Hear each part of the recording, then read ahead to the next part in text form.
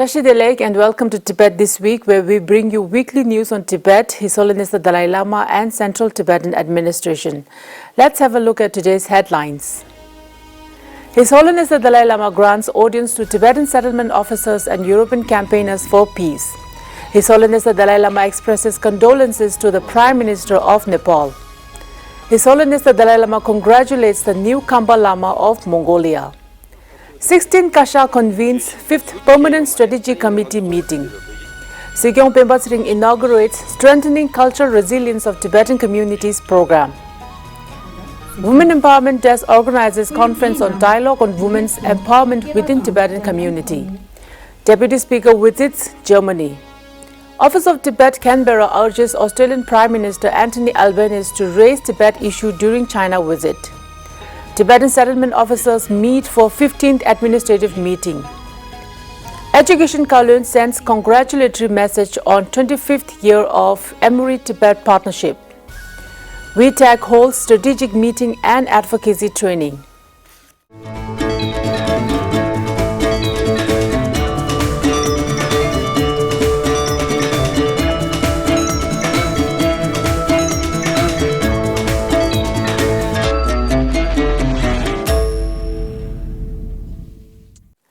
On Wednesday this week, His Holiness the Dalai Lama met a group of peace campaigners, mostly from Europe, headed by Sofia Strel River at his residence. His Holiness, during the address to the group, talked about the oneness of humanity, followed by interactive questions from the group on climate crisis and how religion can influence the future of the world. Actually, we human beings, I think we too much emphasis we and they on the basis of political reason, religious belief or other thing. As a result, on this planet, we same human being suffer a lot through weapon. Now we should think new way look, enter 7 to 8 billion human being. We are same. Also on Tuesday this week, His Holiness the Dalai Lama gave an audience to the group of 4 to 5 Tibetan settlement officers who were here in Dharamshala to attend the 15th Administrative Conference for Tibetan settlement officers organized by Department of Home, Central Tibetan Administration. On Monday this week, His Holiness the Dalai Lama has written to Prime Minister of Nepal, Pushpa Kamal Tahal, to express his sadness about the devastating earthquake that recently struck western Nepal, leading to the loss of precious human lives and many injuries. As a token of his solidarity, His Holiness made a donation towards the rescue and relief efforts. Also on Monday this week, His Holiness the Dalai Lama has written to the newly elected Khamba Lama of Kanden, the principal Buddhist monastery in Mongolia, Geshe Jizun Doji, to congratulate him on his new position. In his letter, His Holiness stated that the Dharma has great potential to contribute to the well-being of humanity because it is rooted in non-violence and compassion. In a separate letter written to the outgoing Khamba Lama, Gyabju Demdil Chejams, who is retiring due to his advanced age, His Holiness expressed admiration for the way he has promoted an approach to the Buddha's teachings founded on study, reflection on what has been learned, and meditation on what has been understood.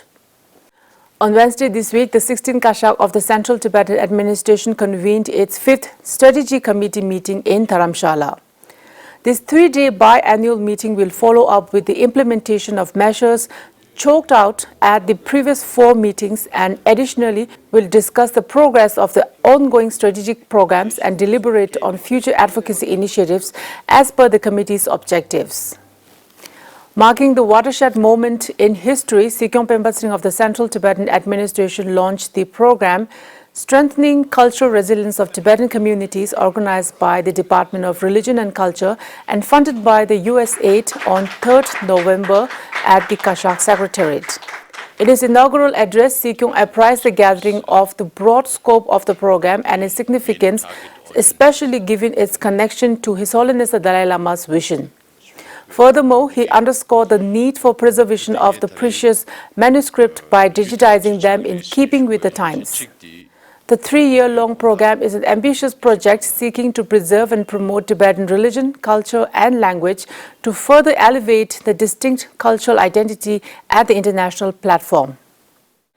Möllam Tibetan IT Research Center, an education software developer, launched its Möllam Artificial Intelligence AI at the Tibetan Institute of Performing Arts in the presence of the leadership of the Central Tibetan Administration on 3rd November. The new feature of the software introduced to the audience after a brief opening speech by Geshe Lobsang Möllam, the founder and CEO of the Möllam Tibetan IT Research Center, to make its debut in today's world of artificial intelligence that has recently drawn massive attention throughout the globe. This pioneering Tibetan AI tool allows users to access 4 primary machine learning models: the machine translation model, optical character recognition model, speech-to-text model, and text-to-speech model. The Women's Empowerment Desk of the Department of Finance, Central Tibetan Administration held a 3-day dialogue on women's empowerment within Tibetan community in Dharamshala on 3rd November. Sikyong Tsering, in his address as the chief guest, shared that this was the 16th Kashag's first conference concerning women's empowerment since assuming office. He urged the attendees to participate wholeheartedly in the discussions to enable the compiling of responses that are relevant and practical to the Tibetan societal setting and can bring forward suggestions to review the current policy on women empowerment. In addition, Sikyong spoke about the importance of Tibetan society in moving forward with times and bringing to an end to all circumstances related to gender-based violence. Special guest Dr. Poonam Smith-Serene, Deputy Director of the General Development Office of USAID, applauded Tibetan society for holding such conferences which allow for discussions on the issue and compilation of responses. The 3-day conference discussed on themes such as women's leadership at the Central Tibetan Administration, women's leadership at the grassroots, women and health, women and mental health, education and gender, law and gender, and violence against women, etc. Deputy Speaker Tsering of the Tibetan Parliament in exile as part of the delegation of members of South Asian parliamentarians has been on a study tour to Germany from 5th to 11th November.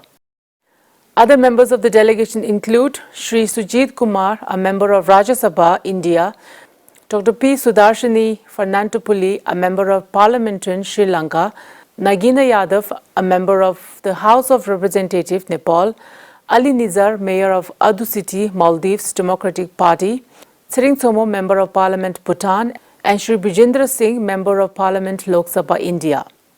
During one of the engagements, Deputy Speaker Tsering raised the issues relating to Tibet and Tibetans to draw the attention of the esteemed German officials for their consideration and gave appeal letters on behalf of the Tibetan Parliament in exile. Representative Khamba of Tibet Information Office in Canberra wrote to Australian Prime Minister Anthony Albanese on the eve of his visit to China, urging him to raise Tibet with Chinese President Xi Jinping and other Chinese Communist Party leaders. In the letter dated 30 October, Representative Khamba mentioned critical situation inside Tibet, threat on Tibet's national identity under China's repressive policies and security apparatus. The representative urged the Prime Minister to make a strong public statement highlighting Australia's concerns regarding the situation in Tibet and calling on the need for dialogue between the representatives of His Holiness the Dalai Lama and the Chinese government to resolve the long-standing Sino-Tibet conflict. The Australia-Tibet Council, the largest Tibet support group in Australia, also urged the Prime Minister Albanese to raise the human rights abuses occurring in Tibet at the hands of the Chinese government with Chinese government counterparts while in China. The Department of Home, Central Tibetan Administration commenced the 15th Administrative Conference of the Tibetan Settlement Officers at Kashag. During the inaugural ceremony, Sikyong Tsering addressed the conference on issues pertaining to current Kashag's welfare policies. He stressed that the Tibetan settlement officers refer to the 16 Kashag's vision paper as a guideline for Central Tibetan Administration civil servants and hence briefly talked about its core ideas. He emphasized truthfulness, transparency, and working in compliance with provisions of the Charter to be predominant principles of the TSOs to conduct their responsibilities. Secretary Pandit Thundup in his opening remarks said the meetings aim to gather briefings on settlement officers' undertakings and deliberate thoroughly on proposed agendas concerning the welfare of exiled Tibetans in order to implement them later in their respective settlement. On Thursday this week, the former Kalon of the Central Tibetan Administration, Professor Samdong Rinpoche, addressed the settlement officers gathered in Dharamshala for the conference. The 84-year-old former Kalon spoke in length, emphasizing the duties of the Tibetan settlement officers in fulfilling His Holiness the Dalai Lama's aspirations. Furthermore, he advised the settlement officers to continue with efforts for the sustenance of Tibetan settlements, and on the same note, he called upon the participants for the promotion of basic human values, which is among the 4 principal commitments of His Holiness the Dalai Lama. 45 participating Tibetan settlement officers, including chief representative officers of South Zone, Shimla and Ladakh, attended the conference. On Monday this week, Kalon Thalam Doma Changra, Department of Education, Central Tibetan Administration, in a video message, congratulated the Center for Contemplative Science and Compassion-Based Ethics, also referred to as Emory Compassion Center, Emory University, for its 25 years of long-standing collaboration with His Holiness the Dalai Lama and affiliation with the Debung Losaling Monastery, South India.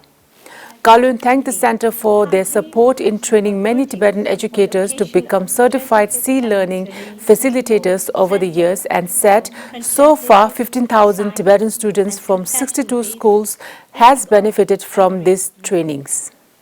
I deeply rejoice in the successful accomplishment of Emory Compassion Center towards the fulfillment of far-sighted vision of His Holiness the 14th Dalai Lama in making a peaceful planet for everyone. The administration of Emory University deserves great appreciation for the guidance and support rendered to the Compassion Center.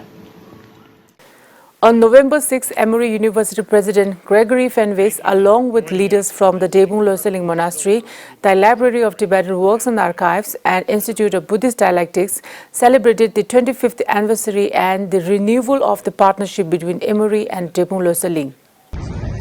Hello, my name is Brendan Ozawa de Silva. I work here at the Center for Contemplative Science and Compassion-Based Ethics at Emory University.